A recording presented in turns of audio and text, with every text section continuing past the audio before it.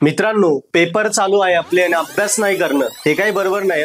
Free mark आपल्या हातात आहे. जसं एमसीक्यू आहे, एमसीक्यू आपण असं करून असं मागू शकतो ना. याचं किती आहे 3 सी, याचं किती 1 स 2 बी. अरे फ्री मार्क न घेणं हे मित्रांसाठी ऑप्शन सोडून देणं हे पण काही बरोबर नाही. कॉपीच्या भरोशावर राहणं, यार हा मित्र आहे तो मला चीट देईल, तो मदत करेल, त्याच्या कॉपीच्या भरोशावर राहून स्वतः अभ्यास न करणं हे पण काही बरोबर नाहीये.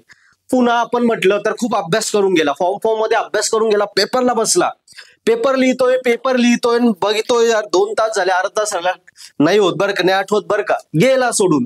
सो अभ्यास करून पेपर अर्धा सोडून जाणं हे काय बरोबर नाही. तो अभ्यास झाला ना, तो या पेपर पूर्ण अटेम्प्ट कर, बघू आपण काय होईल. कुठेतरी दिवा उघडतो, कुठेतरी आपल्याला फायदा होतो.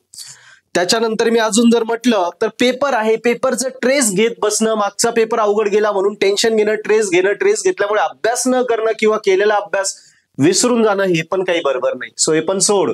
आणि सगळ्यात महत्वाचं, पेपरवरून आला की ती प्रश्नपत्रिका तिथेच सोडून येते बेंचवर, ती घरी घेऊन येतो आणि खुशाल कॅल्क्युलेट करत बसतो मार्क. ते कॅल्क्युलेट केले की कमी मार्क भरले, मग पुन्हा डोक्याला टेन्शन. म्हणजे ते मार्क कॅल्क्युलेट करून हाताने आपल्या डोक्यावर टेन्शन ओढून घेणं हे पण काही बरोबर नाहीये. सो या गोष्टी सोड. म्हणून बरोबर करायचं असेल तर नक्की सांगेल, अजून पण पर्पल हॅट ऍप्लिकेशन डाउनलोड कर. त्याच्यात फ्री लेक्चर ऍटलीस्ट तेवढे तर बघ. फ्री लेक्चर बघ, इम्पॉर्टंट क्वेश्चन बघ आणि पेपर सोल्युशन बघ. 2-3 तासात होऊन जाईल, परीक्षा तुझी क्लिअर होऊन जाईल. आणि हे करत नाही हे पण काही बरोबर नाही. सो लगेच डाउनलोड कर. आणि सगळं झालं बॅकलॉगचं वाट बघतो, बॅकलॉग येते की नाही हे पण काही बरोबर नाही.